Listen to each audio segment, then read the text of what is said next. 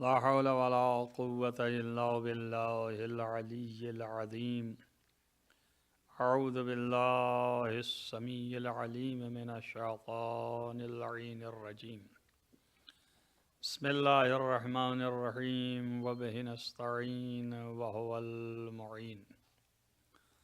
الحمد لله رب العالمين والعاقبة للمتقين والجنة للموحدين والنار للملحدين والمنكرين والصلاة والسلام على سيد الأنبياء والمرسلين خاتم النبيين مولانا مولى الكونين جد الحسن والحسين أبي القاسم محمد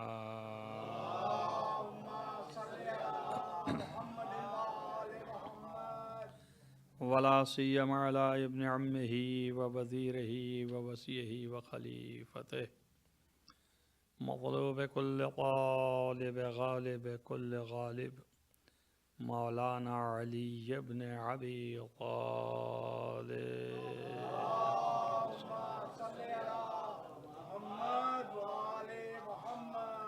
وعلى آله الطيبين الطاهرين المعصومين المظلومين الذين أذهب الله عنهم الرجس وطهرهم تطهيرا.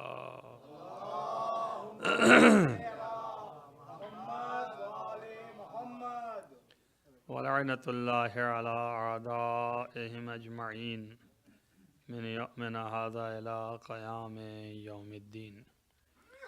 أما بعد فقد قال الله سبحانه وتعالى في كتابه الحكيم بسم الله الرحمن الرحيم ونفس وما سواها فألهمها فجورها وتقواها. صلوات پڑھیں محمد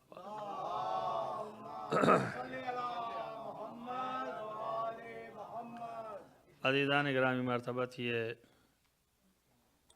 آپ کے سامنے مسلسل تزکیہ نفس اور تربیت نفس کے عنوان سے گفتگو چل رہی ہے، تو اس موضوع کی سلسلے سے میں نے اس آیت کا انتخاب کیا کہ اس آیت کے ماتحت اور اس کے ذیل میں اور اسی کے بیان سے اس تمام باتوں کو ذکر کیا جائے اور ان پر روشنی ڈالی جائے، اور خاص طور سے ہم کو بھی موقع ملے اپنے نفس کی تربیت کرنے کا، اور آپ سب کو اللہ تعالیٰ یہ توفیق عنایت فرمائے، خصوصاً اس مہینے میں، کہ زیادہ اور بہتر سے بہتر اپنے نفس کو تزکیہ کریں اور تربیت کریں اور اس کو اس قابل بنائیں کہ اللہ تعالیٰ اس سے راضی ہو جائے۔ تو اصل جو ہے وہ تو یہی ہے کہ ہم خلق کیے گئے ہیں، بنائے گئے ہیں، بندے ہیں، تو اسی لیے بنائے گئے ہیں کہ اللہ کی اطاعت اور عبادت کریں۔ عبادت کا اصلی مفہوم جو ہے وہ کوئی سجدہ یا تسبیح یا یہی نہیں ہے۔ عبادت کا اصلی مفہوم اللہ کی اطاعت ہے، یعنی ہر وقت زندگی کے ہر موڑ پہ، ہر جگہ پہ اللہ کے مرضی کے مطابق اس کی اطاعت میں اگر ہمارے ہر فعل انجام پاتے رہیں تو یہی بندگی ہے۔ حتیٰ کہ ہم اٹھتے بیٹھتے، کھاتے پیتے، چلتے پھرتے، ان چیزوں میں بھی گرچہ وہاں قربتاً اللہ کی شرط نہیں ہے، کہ جو امتیاز پیدا کرتی ہے عبادت جو اللہ نے بتایا ہے اس عبادت سے، وہاں قربتاً اللہ کہہ کر کے ایک قدم اور آگے بڑھ جاتے ہیں۔ ایسا ہی ہے جیسے کہ یہاں فرش پہ آ کے بیٹھے تو آپ نے نیت نہیں کی ہے کہ فرش پر بیٹھتا ہوں قربتاً اللہ، مصلی پہ جاتے ہیں تو ایک قدم اور آگے بڑھ جاتے ہیں، نیت کرتے ہیں کہ مصلی پہ آئے ہیں نماز پڑھنے کے لیے، واجب ہے تو واجب قربتاً اللہ، مستحب ہے تو مستحب قربتاً اللہ، تو یہ بھی آپ قربتاً اللہ ہی کر رہے ہیں۔ تو جو بھی عمل آپ سے سرزد ہو، اگر وہ عمل مطابق امر پروردگار ہے، اللہ تعالیٰ کے حکم کے عین مطابق انجام دے رہے ہیں، تو یہ اطاعت واقع ہو رہی ہے، اور یہ اطاعت جو ہے عبادت ہے۔ اور نفس جو ہے وہ یہیں پہ نفس سے اور ہمارے درمیان جھگڑا ہے، بندگی اور اطاعت اور نفس کے درمیان تھوڑا سا جھگڑا ہے۔ وہ یہ ہے کہ نفس جو ہے کبھی اس کی خواہشات جو اللہ نے دی ہیں، وہ خواہشات اختیار کے مطابق کبھی بالکل الٹی ہو جاتی ہیں، جو اللہ چاہتا ہے اس کے خلاف ہو جاتی ہیں خواہشات۔ اللہ چاہتا ہے، مثلا مثال ہے، اللہ چاہتا ہے کہ آپ دن میں نہ کچھ کھائیں نہ پئیں، روزہ رکھیں، لیکن نفس تو چاہتا ہے کہ میں کھاؤں میں پیوں۔ یہ کیا بات ہوئی، 12 گھنٹے میں ایسے ہی کہ ایسے ہی رہوں، 14 گھنٹے ایسے ہی کہ ایسے ہی رہوں، 16 گھنٹے 18 جتنے بھی، جس طرح سے سورج غروب ہوگا۔ تو نفس کی خواہش جو ہے وہ اس حکم کے خلاف ہے، اور حکم جو ہے وہ یہ ہے، اور اللہ یہ جانتا ہے کہ یہ تمہارے نفس کے خواہش کے خلاف ہے۔ کیوں؟ اس لیے کہ اللہ ہی نے تو پیدا کیا ہے، اللہ ہی نے بنایا ہے، تو اسے تو نس نس سے واقفیت ہے نا، تو ہر ایک پیچ و خم سے واقف ہے کہ یہ خواہشات تمہاری فطری ہے، ہمیں نے تو دیا ہے تو فطری ہے، لیکن اگر اسی کے مطابق جو آپ کی فطری خواہشات ہے اسی کے مطابق بہنے دے اور اسی کے مطابق چلنے دے، تو آپ کی جو جو خواہشات ہوں گی وہ سب آپ کرنا چاہیں گے، تو اس میں اچھا بھی ہوگا اور برا بھی ہوگا۔ تو اللہ جو ہے وہ اچھائی چاہتا ہے، برائی چاہتا نہیں ہے۔ تو جب آپ برا بھی کریں گے اور وہ کرنے دے، تو اس کا مطلب یہ ہے کہ وہ آپ کی برائی میں بھی شریک ہے، تو وہ شریک ہونا نہیں چاہتا ہے، تو وہ یہ چاہتا ہے کہ آپ برائی نہ کریں۔ یہ ایک طریقہ ہے۔ دوسرا طریقہ یہ ہے کہ کیوں نہیں چاہتا کہ برائی نہ کریں؟ نہ اس وجہ سے کہ اس کو کوئی نقصان پہنچنے والا ہے، بلکہ آپ کو اور ہم کو آپس میں ہی فساد ملنے والا ہے۔ فرض کیجئے آپ کی خواہشات نفسانی ہے، اگر اللہ یہ نظام تخصیص عقد نہ کرے کہ ایک آدمی کسی عورت کے ساتھ اگر عقد کر لیا ہے، یا ایک عورت نے کسی مرد کے ساتھ عقد کر لیا ہے، تو وہ مخصوص ہو گئی، تخصیص ہو گئی اب اس مرد کے ساتھ، یا وہ مرد مخصوص ہے فی الحال اس عورت کے ساتھ۔ تو اگر یہ تخصیص کا قاعدہ نہ آتا اور عقد کا نظام نہ ہوتا اور خواہشات پر رہتا، تو ایک ہی وقت میں ایک انسان کی خواہش ہے اسی عورت کے ساتھ، دوسرے انسان کی بھی خواہش ہے اسی عورت کے ساتھ، تیسرے کی بھی خواہش ہے اسی کے ساتھ، اور چوتھے کی بھی خواہش ہے اسی کے ساتھ۔ اب آپ حساب کرتے رہیں، تو اگر انہی خواہشوں پر چھوڑ دیا جائے تو آپس میں کتنا ٹکراؤ ہوگا، کس قدر اختلاف ہوگا، کیسے فساد ہوگا۔ تو اب اللہ نے اس نظام کو معین کیا، آپ کی خواہش ہی کے مطابق چاہ رہا ہے کہ آپ رفتار کرو، مگر قاعدے کے ساتھ رفتار کرو تاکہ آپس میں فساد نہ برپا ہو۔ جو اس فساد سے بچانے کے لیے قاعدہ بنا دیا۔ اب قاعدے کو آپ نے جیسے ہی اپنایا تو آپ کا فائدہ ہے، آپس میں جھگڑا نہیں ہے، آپس میں فساد نہیں ہے، اختلاف نہیں ہے، دیگر اور بھی بہت سے فساد ہیں جو وہ واقع نہیں ہو رہے ہیں، اور زندگی جو ہے صلح و سلامتی کے ساتھ گزر رہی ہے۔ اور یہی قانون خدا جو تھا آپ ہی کے آرام کے لیے جو اللہ نے بنایا تھا، اسی پر آپ نے عمل کیا، تو ایک فائدہ تو آپ کی زندگی کو ہوا کہ آپ کی زندگی سالم اور صحیح اور سلامتی کے ساتھ گزر رہی ہے، اور دوسرا فائدہ یہ ہوا کہ اس کے قانون کی پابندی ہوئی تو اس کی اطاعت ہو گئی، اور جب اس کی اطاعت ہو گئی تو یہی بندگی ہو گئی، اسی کا نام بندگی ہو گیا۔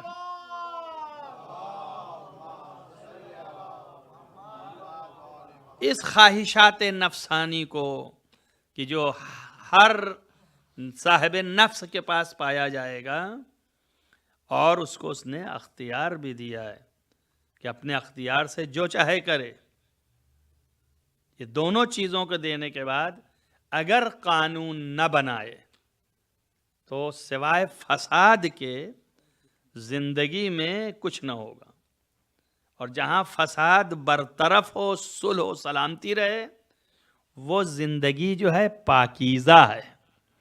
جہاں فساد رہے وہ زندگی جو ہے وہ گندی زندگی ہے، نجس زندگی ہے، فاسد زندگی ہے، باطل زندگی ہے، اور اللہ چاہتا ہے کہ طاہر اور پاکیزہ زندگی گزاریں۔ وَمَن يَعْمَلْ مِنَ الصَّالِحَاتِ من ذکر او انثی، جو بھی مرد اور عورت نیک عمل کرتا ہے، وَهُوَ مُؤْمِنٌ، بشرطے کہ وہ مومن ہو، یعنی اللہ پر ایمان رکھتا ہو اور اس کے قانون پر گامزن ہو، اس کے قانون پر چل رہا ہو، فَنُحْيِنَّهُ حَيَاةً طَيِّبَةً، تو ہم اس کو پاکیزہ زندگی عطا کریں گے۔ معنی یہ ہوا کہ ہمارے بتائے قانون پر اگر چلو گے تو اس کا رزلٹ اور نتیجہ ہی یہ ہے کہ تمہاری زندگی سالم، سلامتی کے ساتھ، پاکیزہ، فساد سے بری، باطل سے، باطل گری سے دور، اور زندگی پاک ہونے کا مطلب کیا ہے؟ تو ایک تو یہ مطلب ہو گیا کہ آپ کی زندگی پاکیزہ تر ہے۔ خواہشات نفسانی میں یہ ایک مثال تھی جو آپ کو مثال دی۔ اب خواہشات نفسانی تو بہت کچھ ہیں۔ ہماری نفس کی خواہش یہ ہے کہ ہم اس وقت جو ہے وہ ایسی چیز کی جو بہت مرغوب ہے ہمارے نفس کو، وہ ہم استعمال کریں۔ اب چونکہ وہ ہمارے لیے نقصان دہ ہے، یا ہماری روحانیت کے لیے نقصان دہ ہے، ہماری روح پر غلط اثر پڑنے والا ہے، یا ہمارے جسم کے لیے نقصان دہ ہے، ہر دو حالت میں اس کے حقائق سے، حقیقت سے، جو اس کے اندر چیز موجود ہے، اس سے ہم واقف نہیں ہیں۔ اگر واقف نہیں ہے اور خدا کہہ رہا ہے کہ نہیں کرو، اسے نہیں کھاؤ، اسے نہیں پیو، تو وہ اسی معنوں میں کہہ رہا ہے، یا وہ میرے جسم کے لیے مضر ہے، نقصان دہ ہے، یا میری روح کے لیے نقصان دہ ہے، دو میں سے ایک ہے۔ اب اللہ نے منع کیا ہے۔ اب اگر ہم نہیں مانیں گے تو ظاہر ہے کہ ہم جو کھائیں گے پیئیں گے تو اس کے اثرات تو ہوں گے۔ جب اثرات ہوں گے تو یا جسم برباد ہوگا یا روح برباد ہوگی۔ جسم برباد ہوگا تو بھی لولے، پریشان حال، اور روح برباد ہوگی تب بھی ڈپریشن، حالت خراب۔ اب دونوں طرف سے سب کچھ تو ہے، مگر یہ روح برباد ہے تو آپ کی روحانی بھی کیفیت برباد، جسمانی بھی کیفیت برباد۔ اب اس زندگی کو فاسد زندگی نہیں کہیں گے تو پھر کون سی زندگی کہیں گے؟ سالم زندگی جو ہے وہی طاہر زندگی ہے، اور طاہر زندگی کے لیے اللہ کی اطاعت ضروری ہے۔ اس اطاعت کے لیے نفس کی تربیت ضروری ہے۔ بغیر نفس کو مہار دیے، بغیر نفس کو اس کو سکھائے پڑھائے، اس کو بغیر ڈھالے ہوئے آپ جو ہے چلا نہیں سکتے ہیں۔ کیوں؟ اس لیے کہ آپ کی خواہش ہے تو خواہش تو ادھر لے جا رہی ہے۔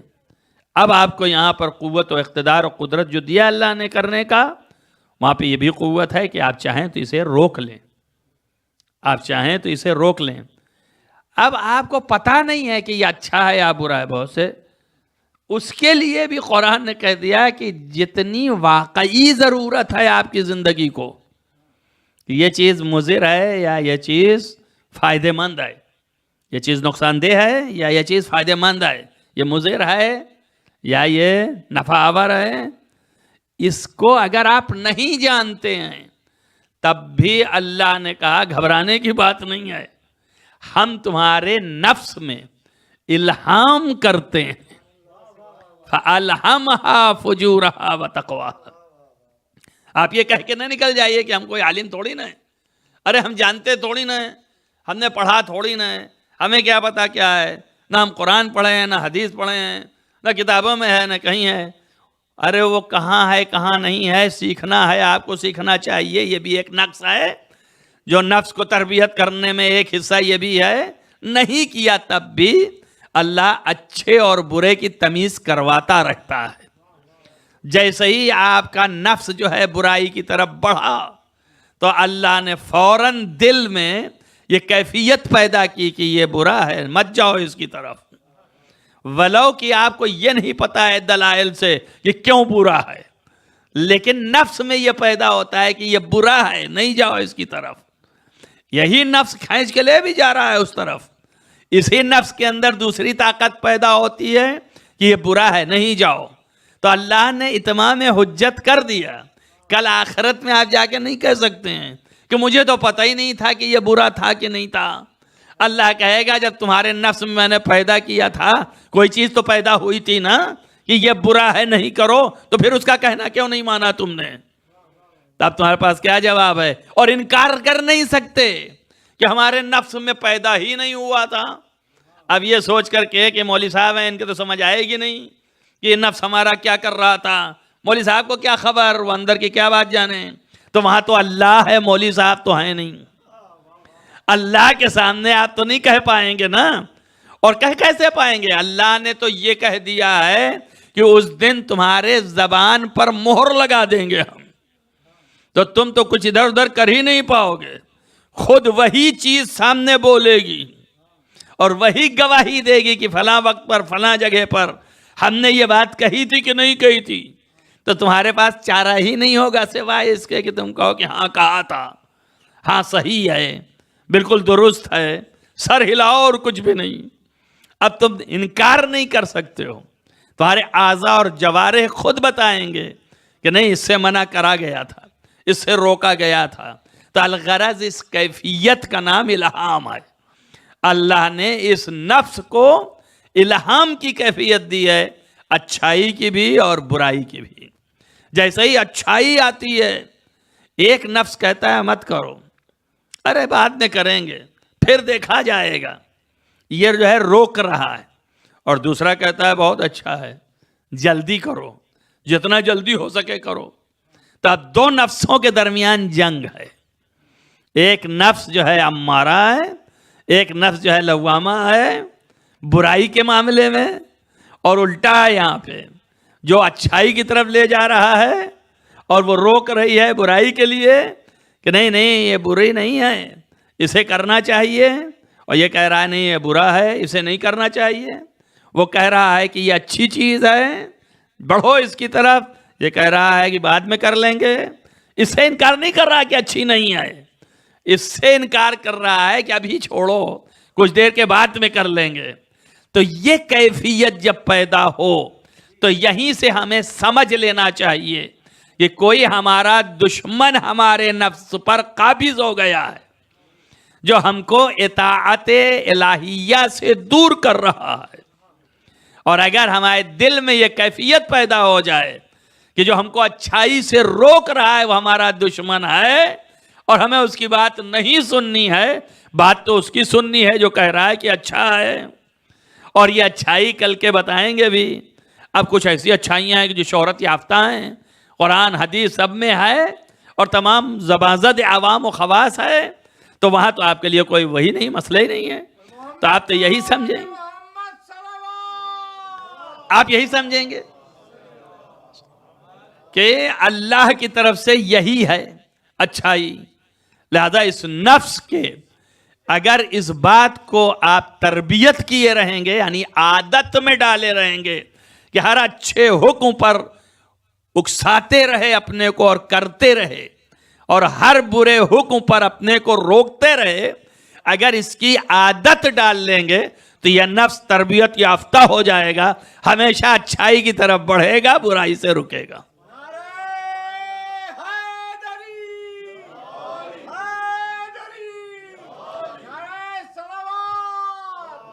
اخلاق و آداب بہت سے نہیں معلوم ہیں، نہیں جانتے ہیں، مگر اس کا علم ہو جاتا ہے دوسروں کو دیکھ کے۔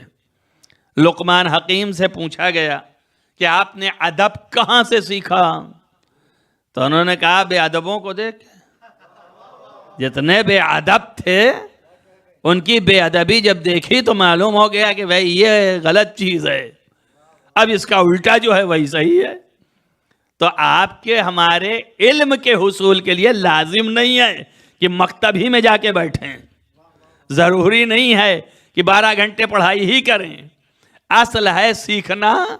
اسی لیے آنکھ دیا، اسی لیے کان دیا، اور کل میں نے آپ کو یہاں تک لا کے چھوڑا کہ آنکھ سے آپ دیکھتے ہیں مناظر کو اور وہ میسج پہنچاتا ہے نفس تک، کان سے آپ سنتے ہیں وہ میسج پہنچاتا ہے نفس تک۔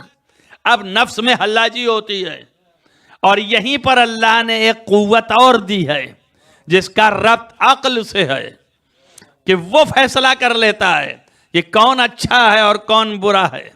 اگر یہیں پہ فیصلہ کرنے میں غلطی کر دے تو پھر اللہ کہتا ہے فَأَلْهَمْهَا، تو ہم جو ہے الہام کر دیتے ہیں کہ یہ اچھا ہے اور یہ غلط ہے۔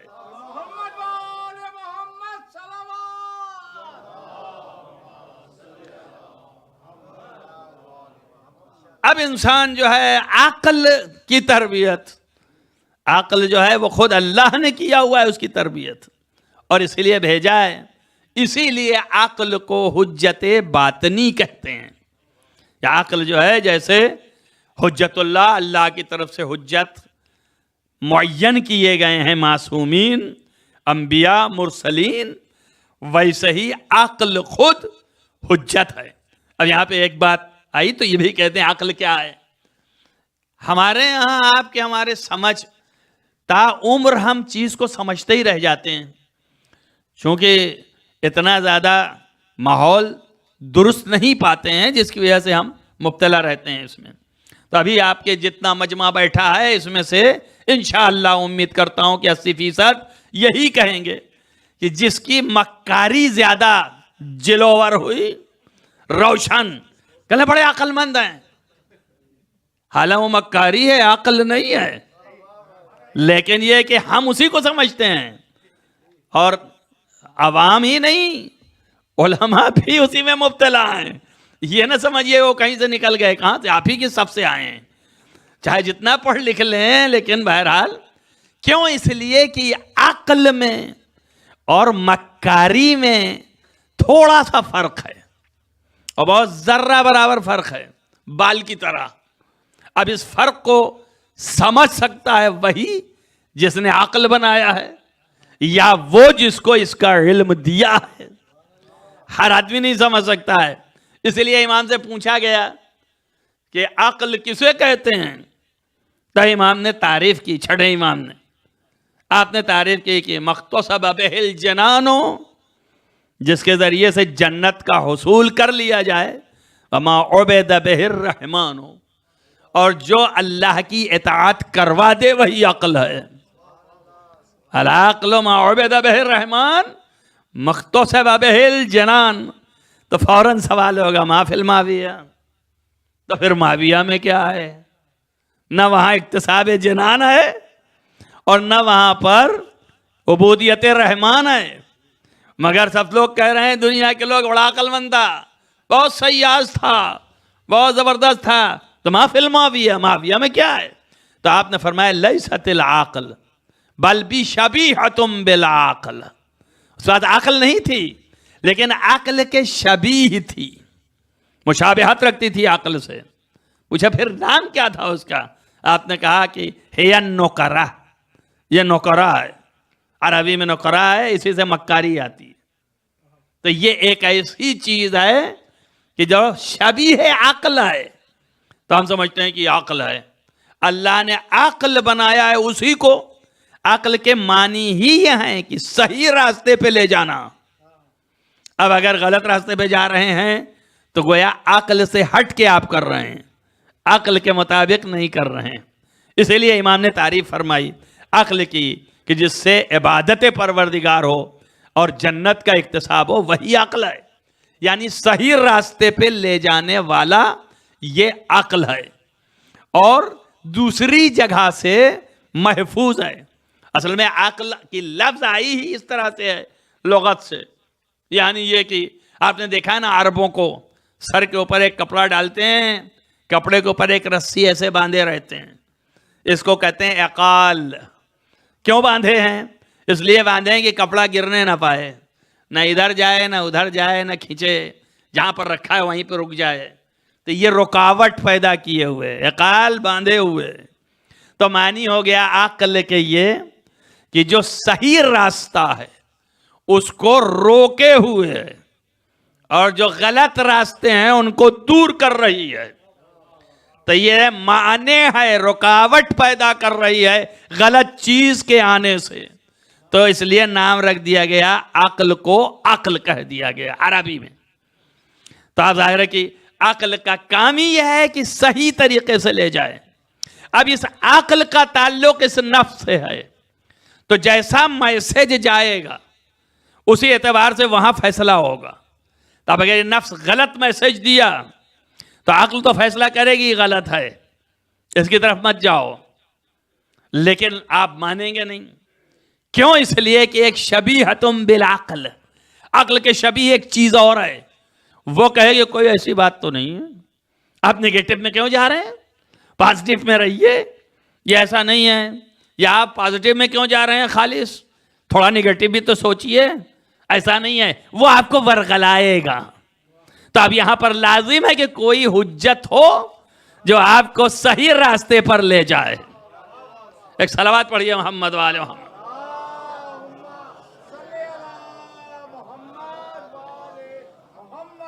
دو چار لفظوں کے ساتھ میں یہاں سے دوسرے منزل کی طرف لے چلوں آپ کو.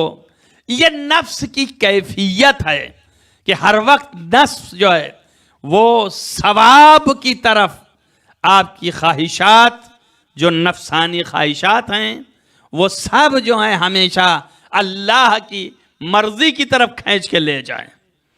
اور عقل بھی فیصلہ ثوابی کا کرے، یعنی کہیں سے کوئی غلطی کا فیصلہ نہ کرے، خطا نہ ہونے پائے.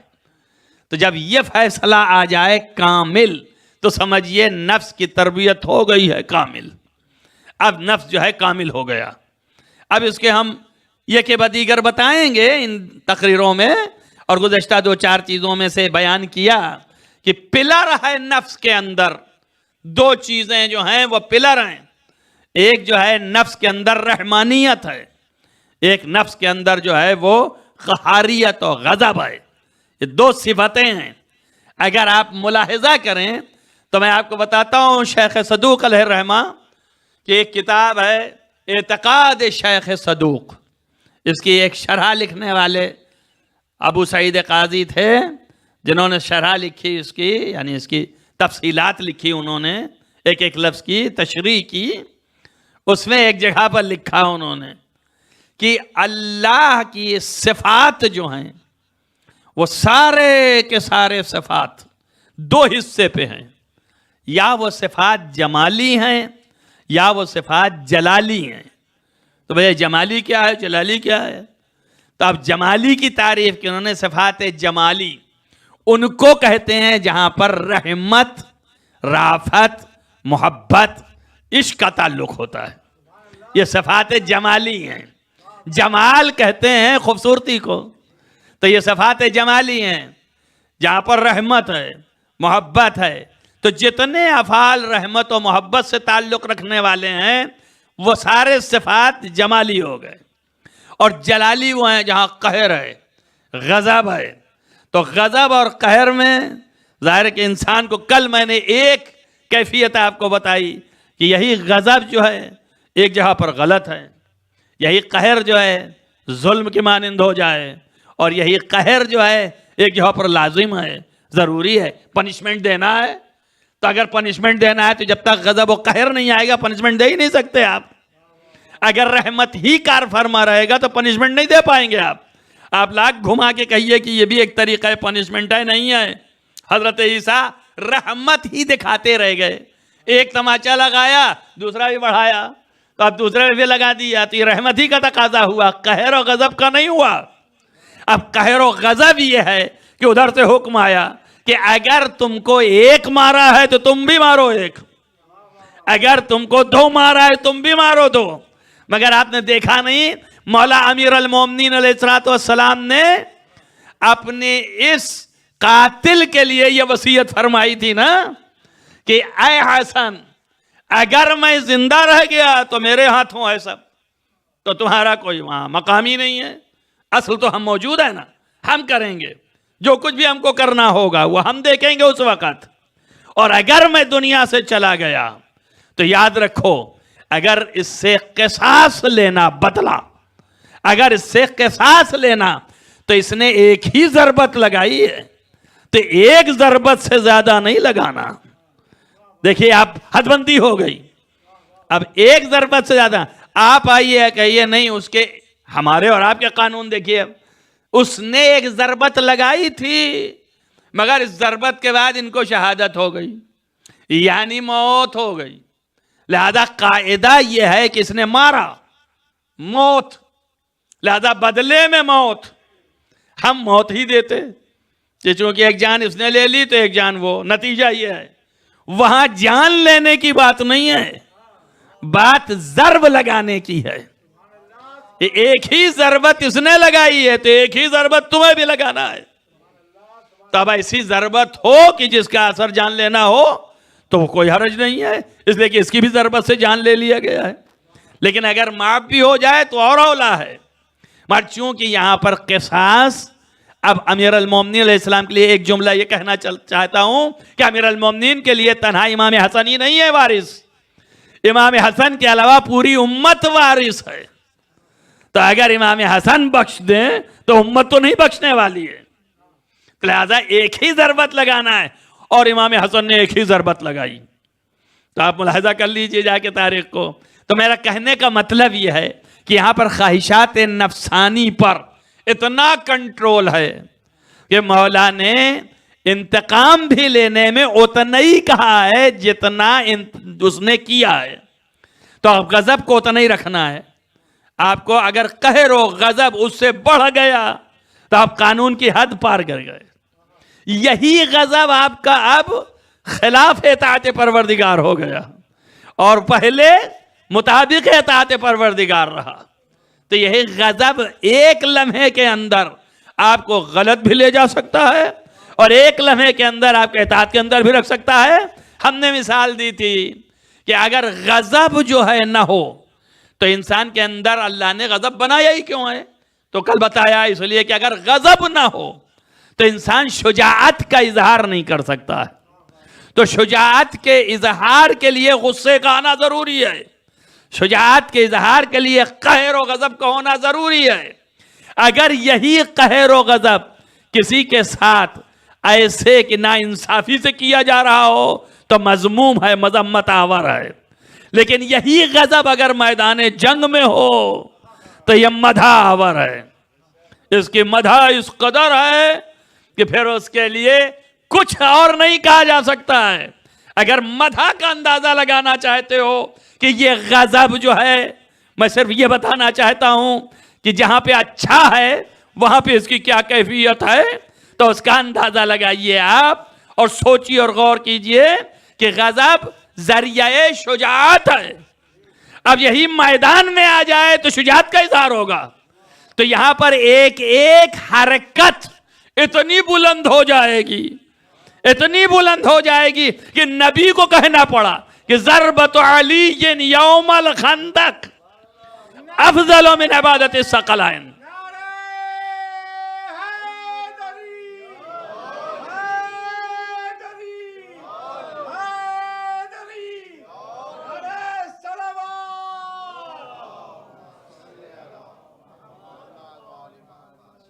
یعنی شجاعت کا اظہار جب ہوا اسی غضب کی وجہ سے ہوا، جو نفس میں کیفیت پیدا ہوئی، اور جب پیدا ہوئی تو شجاعت ظاہر ہوئی. اب میدان میں جو شجاعت ظاہر ہوئی وہاں ایک عمل، مختصر سا عمل، آپ دیکھیے اتنا آپ کو میں نے بتایا کہ اس کتاب میں یہ لکھا گیا کہ اللہ کے صفات دو حیثیتوں پر ہیں. ایک رحمت و رافت جمالی اور ایک جلالی. تو جو جمالی ہیں ان میں رحمت ہے، رافت ہے، محبت ہے، اور جو جلالی ہیں ان میں غضب و قہر ہے. تو اب دونوں پر ہے. اب اس کے بعد پھر انہی نے لکھا کہ دو ہیں، یہ دو صفات پر اللہ کے سارے صفات متوقف ہیں، مبتنی ہیں، اسی کے اوپر بنا کرتے ہیں، یہی بنیاد ہے دو چیزیں. تو اب دو ہی صفات جس پر بنیاد ہے، یہ دو بنیادوں کا مظہر بھی کائنات میں چاہیے. تو اللہ نے دو مظہر قائم کیے، جہاں رحمت و رافت کا مظہر محمد مصطفیٰ کو بنایا، اور جمال میں جو محمد مصطفیٰ صفات جمالی میں، اور صفات جلالی غضب و قہر کا مظہر مولا کائنات شاہ ولایت علی ابن ابی طالب کو بنایا.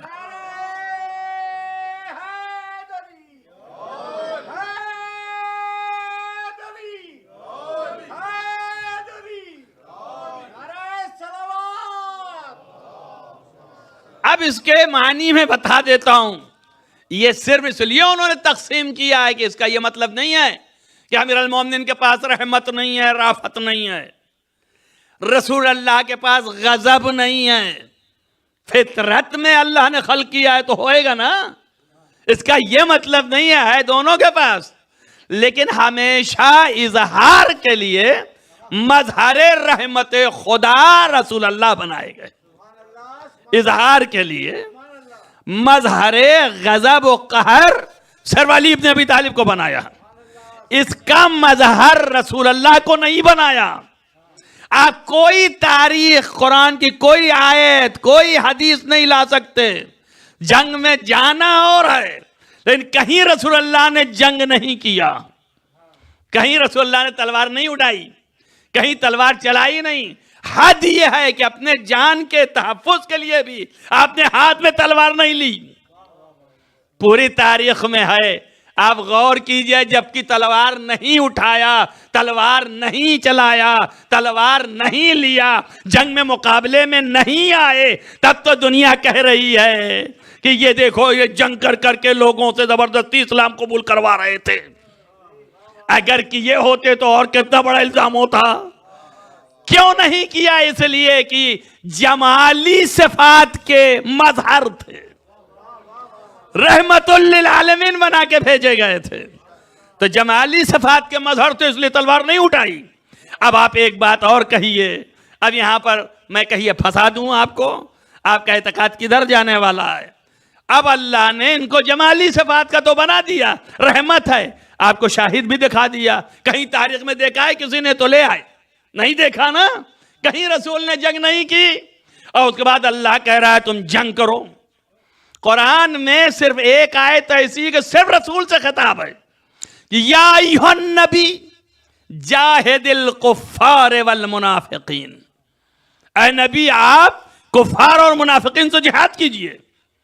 اب آپ بتائیے، جب کسی میدان میں نہ کافرین کے مقابلے میں آپ نے تلوار اٹھائی اور نہ ہی منافقین کے مقابلے میں تلوار اٹھائی، تو کیا رسول اللہ نے اللہ کے حکم کو سرتابی کیا؟ الیاذ باللہ، بجا نہیں لائے.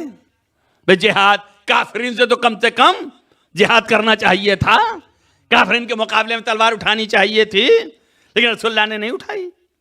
تو تلوار لے کے رسول اللہ تو جنگ میں نہیں آئے. تو جہاد کے دو ہی معنی ہیں، یا جہاد کے ایک معنی ہے تلوار چلا کر کے جہاد کرنا، اور یا اپنے نفس سے جہاد کرنا. تو نفس سے کافرین سے کیا جہاد کریں گے؟ کافرین سے نفس سے کس طرح جہاد کریں گے؟ سوائے اس کے کہ یہ تو نہیں ہو سکتا ہے کہ اپنے نفس کے ذریعے سے کافرین کے مقابلے میں اخلاق کا اظہار کریں. اس کے علاوہ تو کچھ نہیں ہو سکتا. اور وہ جہاد جو ہے تلوار کا، وہ کیا نہیں. تو الیاذ باللہ، کیا اس حیثیت سے اللہ کی نافرمانی کی؟ اور اگر نافرمانی کی تو یہ رسول کہاں رہ گئے؟ اور جہاد اللہ نے انہی کو حکم دیا، یا ایھا النبی. ابھی یہ بھی نہیں ہے کہ اللہ نے ایھا المومنون کہا ہو، مومنین کہا ہو، تو جس میں یہ ہو کہ بھائی نبی خارج ہو گئے. یا اللہ نے یہ کہا ہو، ایسے ہی خطاب دیا ہو کہ لڑو، تو کہیں کہ وہ قوم مراد تھی، رسول اللہ مراد نہیں تھے؟ یا تو اللہ نے نبی ہی کو مخاطب کر کے کہا ہے۔ توجہ کر رہے ہیں آپ، غور کر رہے ہیں اس بات پر کہ اللہ نے نبی کو حکم دیا اور نبی نے جہاد نہیں کی تلوار سے، تو آخر کس طرح سے یہ حکم کی اطاعت واقع ہوگی؟ ایک نبی جو خاتم النبیین ہے اور خاتم النبیین جو سید المرسلین ہے، سید المرسلین جو سید الانبیاء ہے، تمام کائنات کے لیے نمونہ ہے، وہ اگر یہ چیز کو پورا نہ کرے تو اللہ کی اطاعت رہ جائے، اور اللہ کی اطاعت کا رہنا سیرت کا گوشہ باقی رہ گیا تو لازم ہے کہ سیرت نبی ناقص رہ جائے گی، لازم ہے کہ اسے کامل کرے۔ تو کس راہ سے یہ کامل ہوگا کہ سیرت بھی آ جائے اور نبی کو تلوار بھی نہ اٹھانا پڑے اور تلوار کی جنگ بھی نبی کی جنگ کہلا جائے؟ توجہ کرو میری بات پر، کوئی کہیں ذہن جا رہا ہے آپ کا؟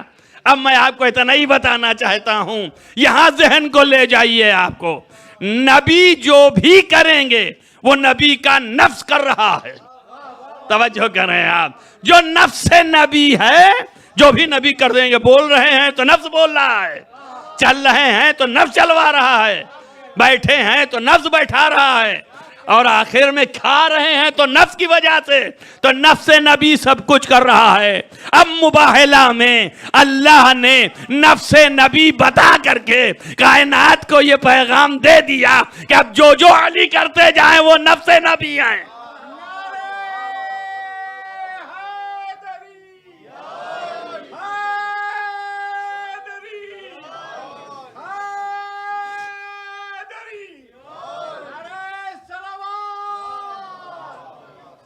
نفس نبی ہو گئے، مباہلہ میں نفس نبی ہوئے، تو اب یہ حکم جو ہے نبی کا نفس کر رہا ہے، گویا نبی کر رہے ہیں، تلوار علی چلا رہے ہیں، خاتے میں نبی کے جا رہا ہے۔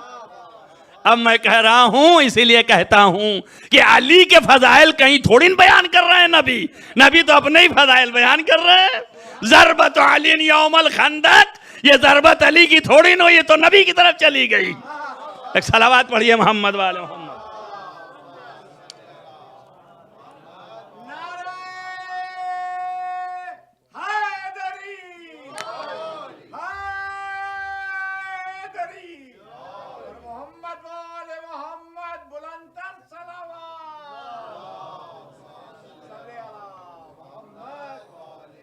آپ توجہ کریں اس کو، اور اس سے یہ بھی نتیجہ لے لیں کہ یہ نفس نبی ہے مباہلہ کے بعد سے، اس سے پہلے کا کیا ہے؟ اور سارے جنگیں جو ہیں پہلے کی ہیں، یاد رہے؟ تو اب یہ تو مباہلہ کے بعد سے نبی کا نفس بن رہا ہے، تو اب آپ کیا کریں گے، کدھر لے جائیں گے؟ تو ایک بات اور آپ کو سجھا دوں کہ علی کی ذات ایسی ذات ہے کہ جس کا ہر فعل اللہ کے نزدیک اتنا محکم ہے کہ جس کو ایک لمحے کے لیے ہلا نہیں سکتے ہیں، اور محکم ہونے کا بہترین ذریعہ یہی نفس ہے۔ نفس علی اتنا بلند تھا کہ اولے دن شب ہجرت میں اللہ نے خرید لیا۔ اب جتنی جنگیں ہو رہی ہیں نفس علی نہیں کر رہا ہے، یہ نفس بک چکا ہے، اللہ کا ہے تو اللہ کر رہا ہے۔ ہر جگ میں اللہ کے فضائل چل رہے ہیں، اور مباہلہ کے بعد سے نبی کو دے دیا اللہ نے۔ دیکھیے دو چیزیں ہوتی ہیں، ہبا کر دیا، ملکیت تو اس کی تھی، اس نے نبی کو ہبا کر دیا، تو اب جتنے اعمال علی کے تھے یا اللہ کے بنے یا رسول اللہ کے بنے۔ صلوات پڑھیں محمد والے محمد۔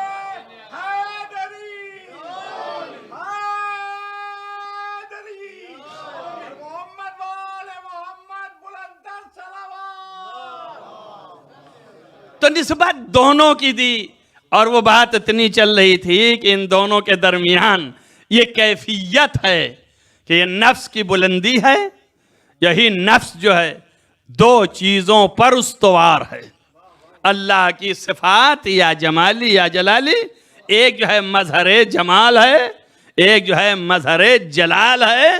جلال کے اندر قہر و غضب و غصہ سبھی ہے، اور جلال کے اندر اصل تمام تر احکام کی پابندی کروانے کی صلاحیت و قوت ہے. اب جب قوت ہے تو قدرت بھی دینی پڑے گی. اب یہ جلالی جو مظہر کہا ہے تو اس میں قدرت جو ہے لائے گا نا تو قوت دینی پڑے گی. اور قوت کا مظہر ہر انسان کا ہاتھ ہوتا ہے. اسی لیے علی کو ید اللہ کہا گیا. کیوں؟ اس لیے کہ قوت مراد ہے. وہاں اللہ کے کوئی ہاتھ تھوڑی نہ ہے. جہاں اللہ کے ہاتھ ہو جائے وہ اللہ ہی نہ رہ جائے. تو یہ ہاتھ جو ہے سیمبل ہے قوت کا.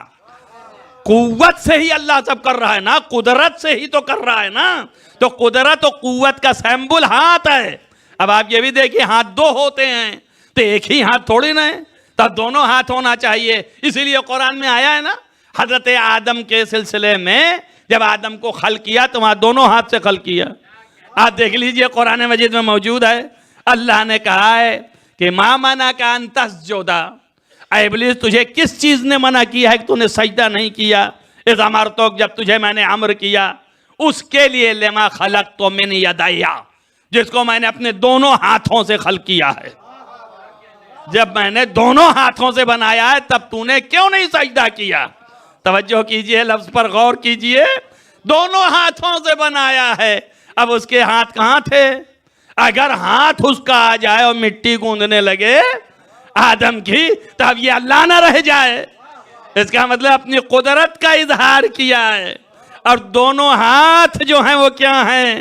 تو ایک کے لیے نبی نے فرمایا, ایک کے لیے خدا خود نے فرمایا کہ تمہارے ہاتھوں پہ بیعت نہیں ہو رہی, میرے ہاتھوں پہ ہو رہی ہے. تو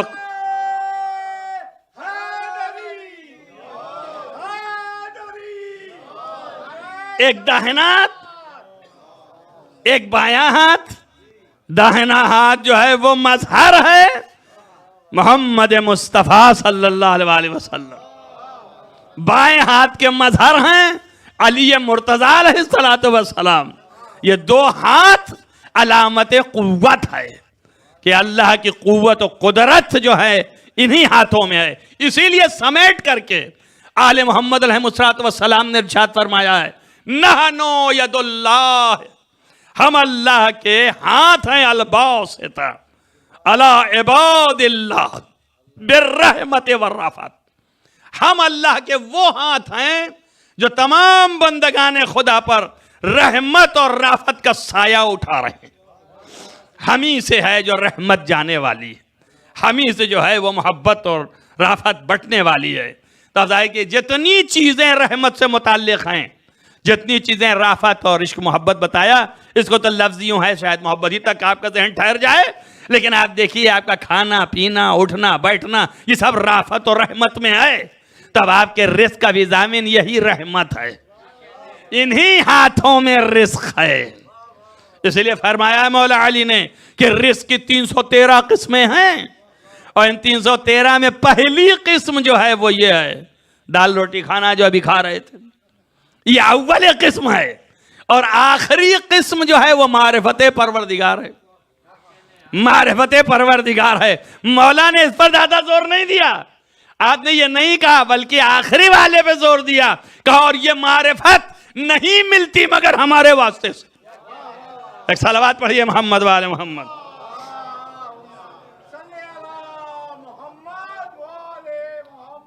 آپ اندازہ کیجئے کہ یہ قہر اور یہ غلبہ جو ہاتھ کو حاصل ہے, کہ اللہ تعالیٰ فرما رہا ہے کہ ثقلین کی عبادت سے افضل ایک ضربت ہے. اور پھر یہی ایک ضربت کی عظمت اتنی بلند ہے کہ جو فارس یالیال, یعنی اس میدان یالیال جو ہے یہ ایک جگہ کا نام ہے کہ جہاں پر یہ آیا تھا عمر ابن عبد عود, اور وہاں پہ جنگ کر رہا تھا. مقابلے میں بہت سے لوگ تھے اور سب جتنے اس کے ساتھ کے تھے ساتھ چھوڑ کے بھاگ گئے.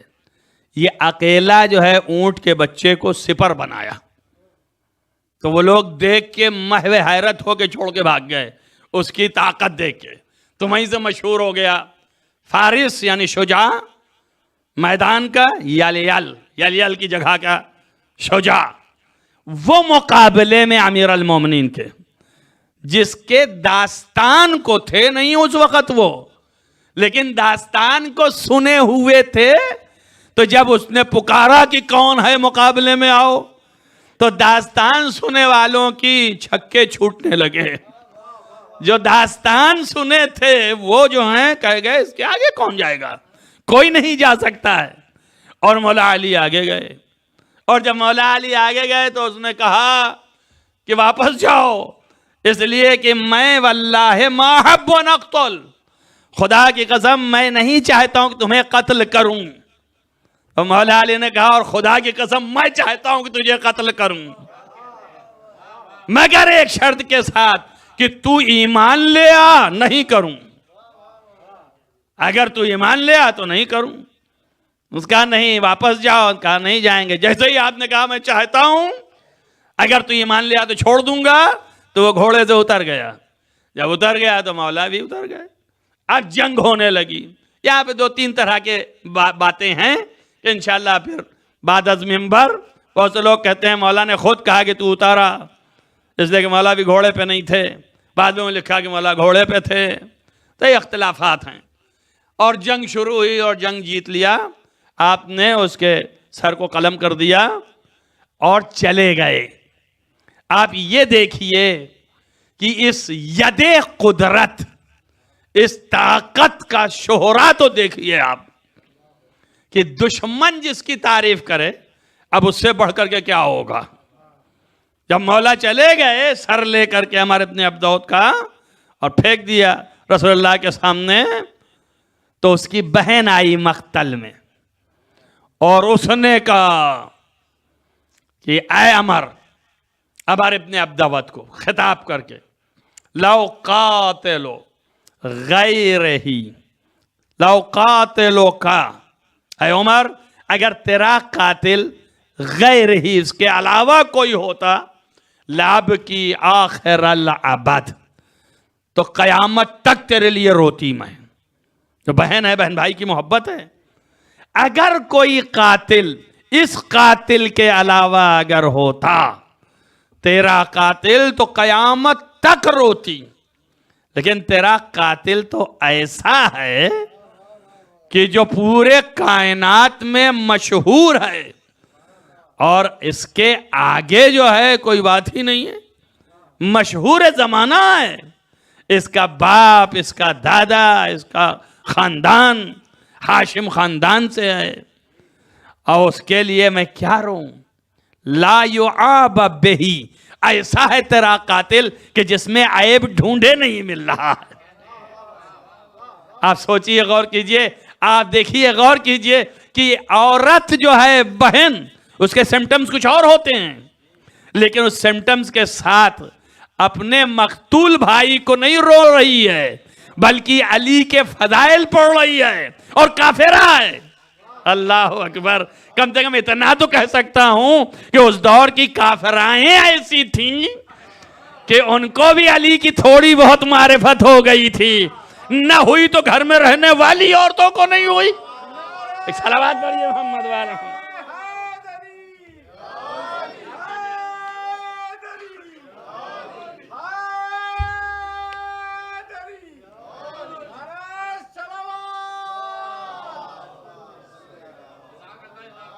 بس عزیزو ختم کر رہے ہیں, چونکہ ماتم بھی ہونا ہے, اور اس لیے میں اور باتیں چھوڑے دیتا ہوں. فضائل مناقب بہت ہیں مولا کے, ظاہر ہے کہ یہ تھوڑے سے یاد کیے جاتے ہیں. یہاں پہ ایک جملہ یہ کہنا ضروری ہے, جو جملہ کہا تھا کہ جو ساتھ میں رہ رہے ہیں, قریب میں رہ رہے ہیں, ایسا سمجھیے کہ صرف ایک چیز جو ہے وہ انسان کو حق کو قبول کرنے سے مانع ہو جاتی ہے. اس چیز کا نام حسد ہے, اور حسد بدترین صفت نفس ہے. اس نفس میں حسد سے زیادہ بدتر کوئی چیز نہیں ہے. انسان کو پہلی تربیت اس کی کرنی چاہیے کہ حسد نکال کے پھینکو. یہ حسد جو ہے یہ بدترین صفت ہے, اور یہی جو ہے وہ فضائل کو قبول کرنے سے مانے ہے. بہت سے لوگ بیچارے جانتے ہی نہیں ہیں, سمجھتے ہی نہیں ہیں. اب ہمارے شیعہ بیچارے کیسے جانے؟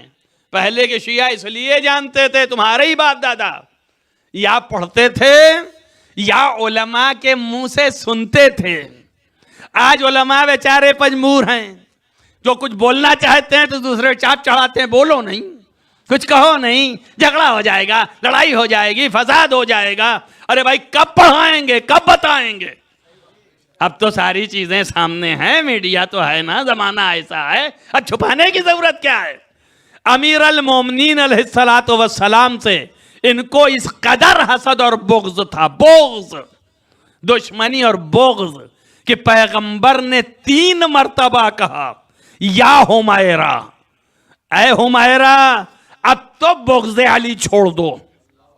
آپ بتائیے، نبی جب کہیں کہ بغض علی چھوڑ دو، اگر کسی کو ضرورت ہو تو آئے گا، میں دکھاؤں گا کتاب میں، اور یہ کتابیں سب ہماری ہیں، مستند ہیں، اور مورخین نے بھی لکھا ہے، جو غیر ہیں انہوں نے بھی لکھا ہے، ایسا نہیں کہ انہوں نے نہیں لکھا.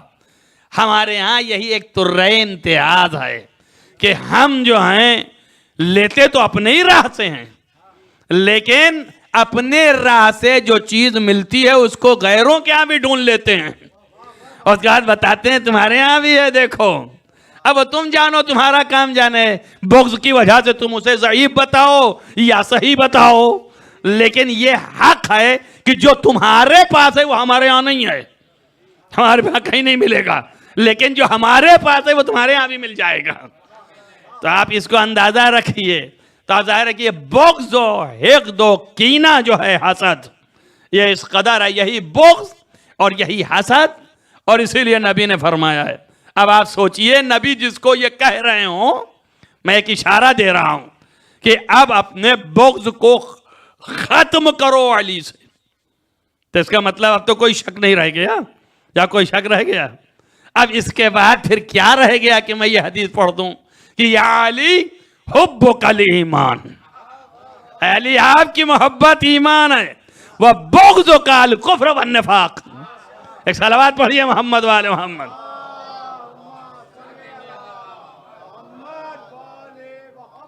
یہی وجہ ہے کہ ہم یہ ساری چیزوں کو سامنے رکھتے ہیں تو ہم شخصیتوں کو پہچانتے ہیں. آپ دیکھیں اور ملاحظہ کریں کہ نفسانیت کی انتہا یہی بغض اور یہی حسد کارگر ہوا جو امیر المومنین کو شہادت واقع ہوئی. شہادت کے واقع ہونے کا سبب ہی یہی ہے، وَإِلَّا اور کوئی وجہ ہی نہ ہوتی. اگر ذرہ برابر محبت ہوتی تو کوئی مقابلے میں نہیں آ سکتا تھا. مقابل آنے والا جو ہے دلیل ہے بغض. اور آپ کربلا میں بھی دیکھ لیجئے، اسی لیے جب امام حسین علیہ السلام نے پوچھا تھا کہ تم مجھے نہیں جانتے ہو کہ میں کس کے بیٹا ہوں، تو انہوں نے کہا جانتے ہیں، رسول کے نواسے ہو، فاطمہ کے بیٹے ہو، تو پھر کیوں قتل کرتے ہو؟ تو جواب میں یہی کہا بغضاً لأبیک، آپ کے باپ کے بغض میں قتل کر رہے ہیں. تو آپ سوچئے جب 40 سال 50 سال 20 سال 30 سال کے بعد بغض تو نہیں آئے تو سامنے علی ابن ابی طالب کتنا بغض نہ رہا ہوگا. یہی بغض کار فرما تھا جس کی وجہ سے یہ شہادت واقع ہوئی. اور چونکہ جرات نہیں تھی، ہمت نہیں تھی کسی کے پاس کہ امیر المومنین کا مقابلہ کر سکے، سامنے آئے، لہذا چھپ کر کے مارا، اور ایسی حالت میں مارا کہ جب آپ حالت عبادت میں تھے، حالت سجدے میں تھے. بس عزیزو، آج کی صبح وہ وقت ہے جو ضربت امیر المومنین کا وقت کہا جاتا ہے. اذان صبح سے پہلے امیر المومنین علیہ السلام جس حالت سے گزر رہے ہیں ان میں کا ایک فقرہ یہ ہے کہ آپ جب نکل رہے ہیں تو مرغابیاں آپ کی ردا کو اپنے چونچوں سے پکڑ لیتی ہیں. یعنی ان کو، جانوروں کو بھی اتنا بڑا احساس ہو گیا کہ آج کے بعد ہمارا وارث نہیں رہے گا. عزیزو سوچو، کلیجے پہ ہاتھ رکھے کہ جب جانوروں کو یہ احساس ہے تو زینب و ام کلثوم کا کیا حال ہوگا. عزیزان گرامی مرتبت، اسی لیے کان ادھر ہی رہے کہ میرا بابا صحت و سلامتی سے جائے تو صحت و سلامتی سے آئے. لیکن عزیزو، جیسے ہی ضربت لگی ہے تو یہ آواز بلند ہوئی، الا قد قتل امیر المومنین، امیر المومنین کے ضرب لگا دیا گیا، قتل کر دیے گئے۔ جناب زینب ام کلثوم دوڑ پڑیں اور دوڑ کے دروازے پہ آ گئیں، حسنین کا انتظار کر رہی ہیں، یہ کتنا جلدی آ کے خبر دے کہ بابا کیسے ہے۔ عزیزوں میں اتنا ہی کہوں گا بی بی، یہ کوفہ ہے، کوفے میں باپ کی خبر جبریل کے پکار پہ سنا، الا قتل امیر المومنین، قد قتل امیر المومنین، تو آپ دوڑ کے در تک گئیں، مگر مجال نہ ہوئی کہ باہر نکلتی، لیکن اے بی بی یہی عشر عاشور آپ ہوں گی جب آواز آئے گی قد قتل الحسین بکربلا، تو زینب کبھی ٹھلے پہ ہوگی اور کبھی خیمے میں آواز دے گی سید الساجدین اٹھو، تمہارا باپ دنیا سے چلا گیا، جزاکم ربکم خیر الجزا۔ عزیزو میں بات کو تمام کرتا ہوں، صرف 2-4 جملے اس کے بعد ماتم کر لیں چونکہ اعمال بھی ہونے ہیں۔ لیکن امام امیر المومنین کو جب ضربت لگ گئی تو آپ زندہ و سلامت تھے، آپ محراب عبادت میں ہیں، حسن کو حکم دیا نماز تمام کرو، حسن نے نماز تمام کرا دی عزیزو، اور آپ وہیں تڑپتے رہے اور وہیں کی خاک اٹھا کے اپنے سر پہ ڈالتے جاتے تھے اور کہتے جاتے تھے فزت برب الکعبہ، رب کعبہ کی قسم میں کامیاب اٹھا۔ عزیزو امیر المومنین یہیں پہ تڑپ بھی رہے ہیں اور آپ اپنی گواہی بھی دے رہے ہیں، لوگوں نے بڑھ کر کے آپ کے سر کو پکڑا، امام حسن نے کپڑے سے باندھا اور پھر اس کے بعد آپ کو تخت لایا گیا، اس پر آرام سے لٹایا گیا۔ بھائی اتنا میں پوچھ کے مجلس تمام کرتا ہوں کہ مولا یہ کوفہ ہے نا جہاں آپ کو ضربت لگی، تو اتنے دوڑے آپ کے پیچھے اور کتنے لوگ قریب آ گئے، ہر ایک شخص چیخ رہا ہے کہ میرے مولا کو کیا ہوا ہے، لیکن اے مولا آپ کو آپ کا بیٹا اٹھا کے تک پر لٹا رہا ہے، مگر یہی عصر عاشور ایک یتیم ایسا ہے، آپ کا یتیم، آپ کا بیٹا حسین غریب کہ جو کوئی نہ مددگار ہے نہ ناصر ہے، فنظر یمیناً و شمالا۔ عزیزو کوئی جو ہے وہ ضربت لگا رہا ہے، کوئی جو ہے وہ آپ کو نیزہ مار رہا ہے، گھوڑے سے جب زمین پہ آنے لگے آپ کو تو اٹھا کے تخت پہ رکھا گیا، لیکن حسین کو زمین پہ ایسا نیزہ مارا کہ گلوئے مبارک پہ لگا تو کھڑے ہو گئے، اور پھر جب گرے تو زمین پر ظالم نے قدم رکھا، پھر آپ نے دائیں بائیں دیکھ کے پکارا عباس، ارے دوڑو بھائی ذبح ہو رہا ہے۔ عزیزو ظالم نے خنجر چلایا، الا قتل الحسین بکربلا، کہ صدا بلند ہوئی سیعلم الذین ظلموا ان ينقلبوا منقلبون۔ اللهم إني أسألك بحق فاطمة وأبيها وبعلها وبنيها والسر المستودع فيها أن تصلي على محمد وآل محمد۔